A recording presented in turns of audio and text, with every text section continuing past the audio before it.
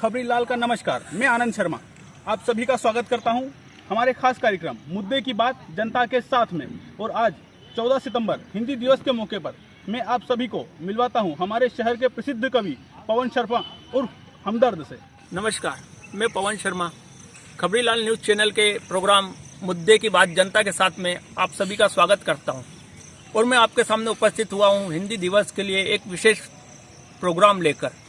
जैसा कि आप सब जानते हैं, आज 14 सितंबर है और 14 सितंबर पूरे विश्व में हिंदी दिवस के रूप में मनाया जाता है।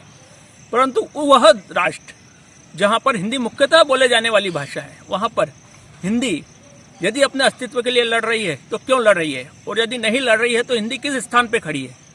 आइए हम जानते हैं हमारे शहर के कुछ बुद्धिजीवी लोगों से।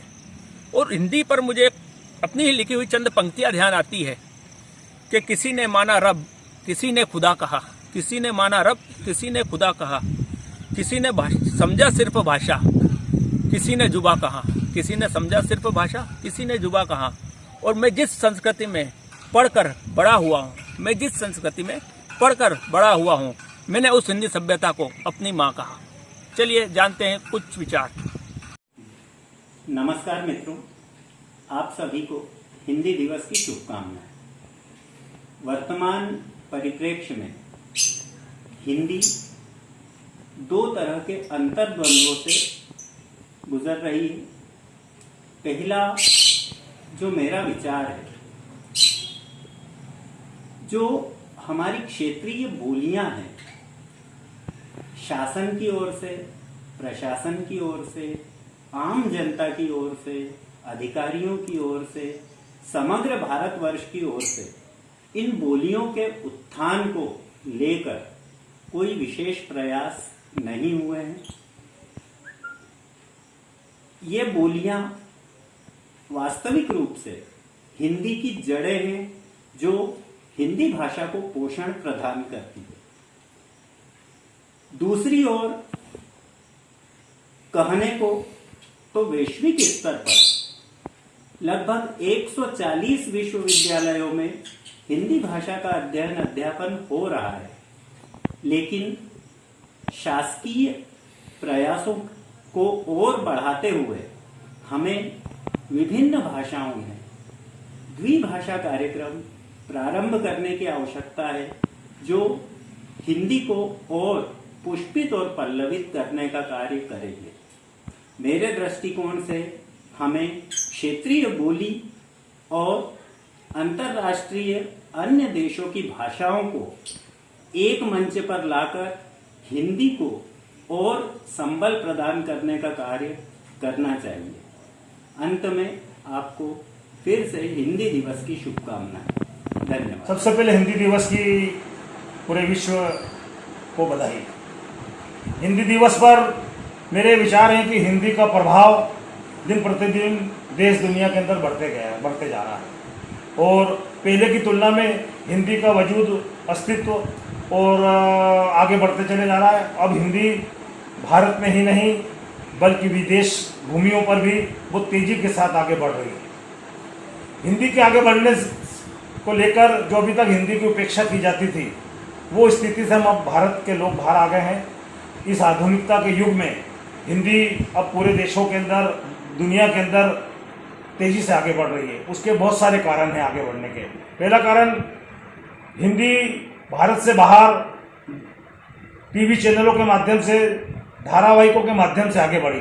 मेरे रिश्तेदार जो विदेशों में रहते हैं, जब उन्होंने भारत के हिंदी टीवी सीरियल को देखे तो उन्होंने मुझे फ़ोन लगा के बोला कि अब हम भारत के हिंदी टीवी सीरियल को देखते हैं।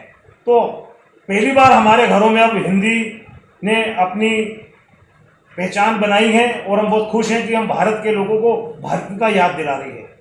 हिंदी भाषा दुनिया को एक नया रास्ता देने की अग्रसर है।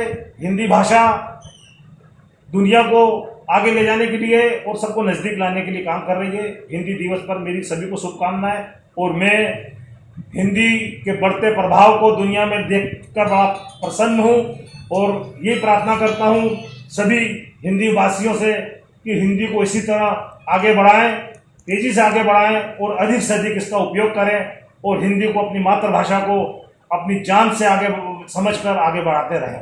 14 सितंबर का दिन जो है हिंदी दिवस के रूप में मनाया जाता है और आज हम बहुत गौरवान्वित हैं इस बात के लिए कि आज हमारे राष्ट्र की जो भाषा है हिंदी, वह मेरे राज्य की भाषा हिंदी है और जिस पद पर मैं कार्यरत हूँ वो भाषा भी मेरी हिंदी ही है। इसलिए आज मैं गौरव का अनुभव कर रही हूँ और हिंदी दिवस के लिए मुझे जो है मेरे सारे देश के लिए एक ही बात कहनी है कि ये हिंदी भाषा जो है वो हमारी संस्कृति की भाषा है और भाषा और संस्कृति का जो है अटूट संबंध होता है और जिस तरह से हम एक शब्द बोलते हैं उस शब्द में जो है हमारा पूरी संस्कृति, हमारा पूरा संस्कृति से हमें वो परिचय करा देती है, क्योंकि हिंदी भाषा जो है हमारी मिट्टी से जुड़ी हुई है, हमारे देश की गरिमा है, हमारी अस्मिता का प्रतीक है। भारतीय भाषाओं में हिंदी का विशेष महत्व इसलिए भी है कि हमारी सबसे प्राचीन भाषा है, जो वेदों की भाषा है और जो पुराणों की भाषा है और आज हिंदी को वही उत्तराधिकारी के रूप में हमें प्राप्त है। सुमित्रा नंदन पंत ने कहा है हिंदी हमारे राष्ट्र की अभिव्यक्ति है। रामधारी सिंह दिनकर ने कहा है कि हिंदी को भारत की हृदय की वाणी कहा गया है, इसलिए हिंदी को राष्ट्रभाषा का अधिकार मिलना चाहिए जो आज तक नहीं मिला है। और इसीलिए वे जो है मेरी कुछ पंक्तियां हैं, आज मीडिया कहो, इंटरनेट कहो, समाचार पत्र कहो, इन सभी में हिंदी का वर्चस्व बढ़ता हुआ मुझे दिखाई दे रहा है और मैं चाहती हूँ विश्व में मेरी हिंदी बहुत विकसित हो। पर ये जो है ये इस कार्य के लिए जो है हम सबको सहयोग प्रदान करना पड़ेगा, हम सबको साथ आना पड़ेगा। और ये मैं मानती हूँ कि अंग्रेजी का प्रचार प्रसार है। आज उच्च शिक्षा के लिए जो है सारे बच्चे अंग्रेजी पढ़कर विदेशों में जाते हैं, पर विदेशों में भी आज अंग्रेजी का महत्व, अपना वर्चस्व है। मेरी इस राष्ट्रभाषा के लिए कुछ पंक्तियां हैं जो है मैं आपके सामने रखना चाहती हूँ कि भारत की पहचान राष्ट्रभाषा महान, संस्कृत का अवतार, जन जन का दुलार है, भारत की शान है, राष्ट्रभाषा महान है। अब भारत का उद्धार करें, राष्ट्रभाषा का प्रचार करें। हिंदी विकास की जान है, राष्ट्रभाषा महान है, संघर्ष की भाषा हिंदी है, जनता की भाषा हिंदी है, वीरों की भाषा हिंदी है, बलिदान की भाषा हिंदी है, शहीदों का वरदान है, राष्ट्रभाषा महान है। मुझे इस हिंदी भाषा पर आज बहुत गर्व है और आज राष्ट्रभाषा 14 सितंबर है और पूरा देश जो है हिंदी भाषा के रूप में मना रहा है। हम सभी को इसका विकास करना है, जन जन तक इस भाषा को पहुंचाना है, ताकि ये भाषा जो है हमारे जीवन को, हमारी संस्कृति को, हमारे देश को, हमारे राष्ट्र को एक जो है अभूतपूर्व जो है प्रसिद्धि प्राप्त करे। यही मेरा आज हिंदी दिवस है और मैं आपको ले चलता हूँ संविधान सभा के पास 14 सितंबर 1949। संविधान सभा में इस बात पर चर्चा चल रही थी कि हिंदी को राष्ट्रभाषा घोषित किया जाए। इसका प्रस्ताव गोपाल स्वामी अय्यर ने रखा जो तमिल भाषी थे। तेलुगु भाषी इंद्रावती ने इसका समर्थन किया और मराठी भाषी शंकर राव ने भी इसके समर्थन में अपनी आवाज दी। इसी समय के.एम. मुंशी यानी कन्हैयालाल माणकलाल मुंशी जो गुजराती भाषा के विद्वान हैं, उन्होंने हिंदी को समर्थन दिया और कहा कि हर स्थिति में हिंदी को राष्ट्रभाषा घोषित किया जाना चाहिए। तब कृष्णा करके एक व्यक्ति, कृष्णा विद्वान थी, वो कन्नड़ भाषी थी और उसने भी हिंदी के समर्थन में अपनी बात कही। अंत में अबुल कलाम आज़ाद जो उस समय हमारे शिक्षा मंत्री थे और एक श्रेष्ठ पत्रकार थे, उन्होंने भी ये कहा कि हिंदी को स्थान प्राप्त होना चाहिए जो मातृभाषा का स्थान है। यद्यपि उर्दू जुबान मीठी है पर वो हिंदुस्तान की राष्ट्रभाषा नहीं हो सकती। क्रम आगे बढ़ता है तो स्थिति ये बनती है कि हिंदुस्तान में ऐसे लोग बहुत हैं जो बहुत ही नम्र स्वभाव के रहते हैं और जरा सा भी विरोध हुआ तो पहले बात की गई कि 5 साल के लिए हिंदी के साथ अंग्रेजी को जोड़ा जाए। पर जब 5 वर्ष से संतुष्टि नहीं हुई तो 15 वर्ष के लिए हिंदी के साथ अंग्रेजी को जोड़ दिया गया। यानी 1965 में स्थिति ये बनी कि हिंदी को फिर से स्थापित करना था तो दक्षिण भारत के अंदर अब राजनीति घुस चुकी थी, बड़े बड़े आंदोलन होने लगे और एक पोस्टमैन जिसका जिंदगी में किसी भाषा से कोई लेना देना नहीं था, उसने आत्मदाह कर लिया। परिणाम ये हुआ कि इस क्रम को और आगे बढ़ा दिया गया आज भी हिंदी और अंग्रेजी दोनों साथ साथ चल रही है। अंग्रेजी भाषी ये जानते हैं कि यदि अंग्रेजी को हटाया गया तो शायद वे बड़े पदों तक न पहुंच सके। हो सकता है कि वोट की राजनीति और आगे बढ़ने की लालसा दोनों ने ये स्थिति बना दी। अब हम बात करते हैं विश्व के स्तर पर हिंदी भाषा की। ब्रिटेन के अंदर है डॉक्टर तेजेंद्र शर्मा। डॉक्टर तेजेंद्र शर्मा ने अपनी सारी जमीन बेच दी और जितनी संपत्ति उनके पास थी सबको बेचकर वहां की बैंक में डिपॉजिट कर दी और कॉमन सभा के साथ उसको जोड़ दिया। संसार में जो सर्वश्रेष्ठ कहानीकार होता है, हर वर्ष इंदु पुरस्कार के रूप में 1,51,000 की राशि दी जाती है और आने जाने का समस्त खर्च उठाया जाता है। जकिया जुबेरी यूके में यानी ब्रिटेन के अंदर हिंदी विभाग की विभागाध्यक्ष है। रसिया के अंदर मेलोनोवस्की हिंदी विभाग को संभालते हैं और बहुत प्रसिद्ध नाम है कनाडा के अंदर ओम डिंगरा का। ये ओम सुधा डिंगरा का ये बहुत प्रसिद्ध है हिंदी साहित्य की दृष्टि से। ये 5 पत्रिकाएं वहां पर निकालती है जिसका संबंध हिंदी भाषा से है।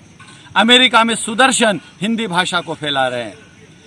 जब मेरी चर्चा थाईलैंड की महिला जो प्रोफेसर है और डॉक्टर शर्मा ही है, उसके माथे पर इतना बड़ा बिंदी लगी हुई थी, यानी बहुत बड़े आकार की, जैसे महाराष्ट्र में पुरानी औरतें लगाती है। तो उस अवधि में औरंगाबाद के अंदर जो सम्मेलन था, मेरी उससे चर्चा हुई। उन्होंने कहा कि थॉमसन यूनिवर्सिटी के अंदर भी हिंदी भाषा को पढ़ने वालों की संख्या बहुतायत में है। सब मिलाकर कहना यह है कि संसार में यानी भारत से बाहर हिंदी का प्रचार तेजी के साथ हो रहा है। ये हिंदी की महानता है। विश्व हिंदी सम्मेलन भोपाल में हुआ और इसी वर्ष यानी 2019-20 के सत्र में यही सम्मेलन मॉरिशस के अंदर हुआ। परिणाम यह है कि हिंदी संसार में भटक रही है, भारत के अंदर वो अलग है। तो क्या अंग्रेजी को पूर्णतः हटा देना चाहिए? शर्त यह है कि जो लोग हिंदी पढ़ना चाहते हैं उसके साथ अंग्रेजी भी उन्हें पढ़ना होगी, क्योंकि संसार में नहीं भारत में भी बड़े नौकरी में जब इंटरव्यू के अंदर व्यक्ति जाता है और अंग्रेजी में अपना इंटरव्यू देता है तो उसके सिलेक्शन होने की संभावना सर्वाधिक होती है, हिंदी में बोलने वाले की नहीं। पर यह दूसरी बात है कि नौकरी लग जाने के बाद जिससे उन्हें काम लेना होता है उनके साथ हिंदी में ही बात करना होती है। मेरा तो ये सोच है कि जो तमिल और तेलुगु भाषी हिंदी का विरोध कर रहे हैं, हम उनसे पूछ सकते हैं कि सारे सीरियल और वे फिल्में जो सिल्वर जुबली बनाती थी वो मद्रास में भी बनाती है और बेंगलोर में भी बनाती है। तो सीधा सार्थ है कि वे भी हिंदी समझते हैं, पर हिंदी का विरोध करना ये राजनीतिक पक्ष बन गया है और यही कारण है कि हम इस स्थिति में पहुंचे हैं। मैं ये चाहता हूं कि लोग हिंदी भी पढ़ें और अंग्रेजी भी पढ़ें। यानी यदि हिंदी हमारे लिए राधा की तरह है तो अंग्रेजी से भी स्नेह रखना हमारा स्वभाव होना चाहिए, क्योंकि आज़ादी की लड़ाई में जितने लोग थे वो अंग्रेजी के विद्वान भी थे और तब भी वे हिंदी का समर्थन करते थे। यानी अंग्रेजी हमारे पास होगी तो हम कहेंगे कि मातृभाषा हिंदी है, हम बात हिंदी में करेंगे।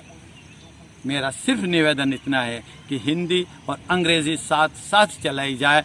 ये बात दूसरी है कि हिंदी को सर्वाधिक महत्व दिया जाए, क्योंकि महत्व देना अलग बात है और दूसरे को अपने साथ रखना अलग बात है। साधुवाद, धन्यवाद।